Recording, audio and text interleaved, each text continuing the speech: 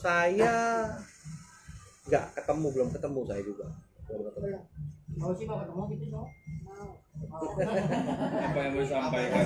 Kalau ketemu Ya jaga kesehatan lah, jaga kesehatan. Kan masih panjang ini urusannya, jadi jaga kesehatan. Mbak Uci, pengacara Enzo sendiri katanya minta dimaafkan karena Enzo sendiri katanya itu bukan ancaman tapi cuma ngasih stiker bom aja gitu. Itu gimana tanggapannya? Kan kemarin pengacaranya nggak tahu kasus ini kan. Sebenarnya pengacaranya tuh banyak sekali mungkin Mbak MZ itu tidak terus terang yang sebenarnya kepada lawyernya. Lalu makanya lawyernya mungkin menanggapinya juga sepintas gitu ya. Tapi ini sebenarnya bukan masalah stiker bom, masalahnya dia ikut ngomong gitu loh. Lalu juga yang saya jelaskan di sini kasus yang di Surabaya pun lawyernya juga nggak tahu. Dia datang tanya, ini urusan apa lagi ini Uci, dia bilang gitu kan. Dia pikir saya cari gara-gara karena memang berapa lama ini kan sejak kasus ini Medina ditahan kan saya memang posting sesuai dengan artikel. Dipikir saya cari masalah gitu kan. Lalu dia tanya ini urusan yang di mana lagi, kan udah di up dia bilang gitu kan.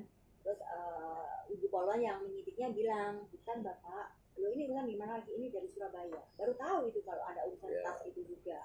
Jadi kaitan dengan pembelaan lawyernya silakan disampaikan di pengadilan. Itu saran saya. Jadi percuma kita bicara di media atau karena tidak ada hasilnya. Nanti sampaikan aja pembelaannya di pengadilan untuk meringankan kasus kliennya. tapi harapannya hukumannya berapa lama sih? Ya kita sih maunya maksimal ya. Kan ancaman hukumannya klien saya Mbak Uci 6 tahun. Ya sebanding dengan apa yang dia katakan. Ya. Karena kan sejak kejadian itu sejujurnya saya juga merasa presi gitu. Karena saya merasa terancam. Karena saya juga merasa dia teror terus itu seperti itu, saya juga merasa saya down gitu kan, berapa lama itu. Ya. Jadi kan teman-teman media juga mungkin melihat kan bagaimana Dennis dan Uya menceritakan ketika siapa yang jadi korban, siapa yang mengancam. Ini klien saya ini korban, dia menagih haknya kaitan tas, tapi diancam, sehingga akhirnya membuat laporan polisi di Polda Metro. Artinya berharap agar kasus ini terus berkembang gitu. Bukan berkembang, lanjut. Artinya yang dilaporkan tetap dilanjutkan sampai tuntas kaitan pengancaman, dan yang dilaporkan kaitan dengan penipuan mengenai tas juga dilanjutkan juga. Jadi semuanya sampai putusan pengadilan yang berkekuatan hukum tetap. Tapi kuasa hukum dari MZ sempat nemuin apa nggak sih? Belum pernah. Yang ketemu sama saya kuasa hukum yang lama. Ini kan yang baru kan? Ini yang baru. Yang lama kan udah mengundurkan diri, sekarang yang baru. Makanya mungkin pemahamannya masih penggal. Tapi ya itu bagian dari bagian dari kuasa hukumnya lah. Saya nggak bisa banyak komentar. Bang, sidang perdananya nanti kapan Bang? Kalau lihat agendanya 20 hari maksimal. Artinya kalau ditahan pada tanggal 7 bulan 7 ya, Mbak Uci. Apa tuh? Flash sale. 7 bulan 7 ya berarti sebelum 20 hari setelah itu. Berarti kemungkinan ya bisa belasan atau puluhan sebelum tanggal 20 hari. Uji akan hadir nanti di sidang pertama. Nah, kalau sidang pertama bisa hadir kalau di Jakarta. Tapi kalau mau hadir saya sarankan hadir aja. Biar kita lihat lah. Itu pertemuan pertama klien saya sama Medina. Kalau emang Medina dihadirkan di persidangan. Kalau nanti sidangnya sifatnya online ya kita nggak perlu hadir. Hadirnya ketika nanti sebagai saksi korban. Bagian sini akan hadir, Bang. Kenapa? Sama. Semua sama. Kalau misalnya sidangnya online buat apa hadir kan?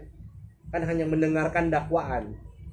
Sidang yang korban itu kan hadirnya cuma ketika diwajibkan hadir ketika sebagai saksi korban. Selain itu hanya sifatnya menonton ya. Paling saya sebagai kuasa hukum dan tim saya yang akan mengawal kasus ini sampai putusan. Kalau Mbak Ica sendiri, apa sih yang disampaikan ke Abang setelah MJ sudah ditahan? Ya sama juga mengapresiasi semua yang dilakukan penyidik, kejaksaan. Artinya dengan case-nya tahap 2-nya bareng Mbak Uci, sehingga case-nya bisa dilakukan penahanan kan. Karena kalau case-nya Mbak Ica kan pasalnya tidak bisa dilakukan penahanan. Sehingga ketika laporan Ica 2 kali dijemput, 2 kali tidak hadir, sehingga melakukan penjemputan dan dijemput, dan ketika di tahap 2 kan dengan case-nya Mbak Uci digabungkan sehingga jaksa bisa melakukan penahanan. Sehingga yang beredar di mana di media sosial itu kan yang ketika digantung pakai baju orange itu kan pasalnya case-nya Mbak Uci. Artinya Mbak Ica juga sama seperti Mbak Uci. Siap, Puas sama. juga ya, gitu. Puas, sangat puas. Artinya dan Mbak Ica juga kan ada laporan juga yang satu lagi yang mengenai laporan palsu juga tetap juga akan diproses. Jadi klien saya masing-masing punya 2 LP dan saya masih ada tanggungan 2 LP lagi untuk tahap 2. Oke? Cukup ya. Thank you. Terima kasih sudah menonton video ini. Jangan lupa subscribe dan aktifkan lonceng notifikasi supaya kamu nggak ketinggalan video terbaru dari Grill.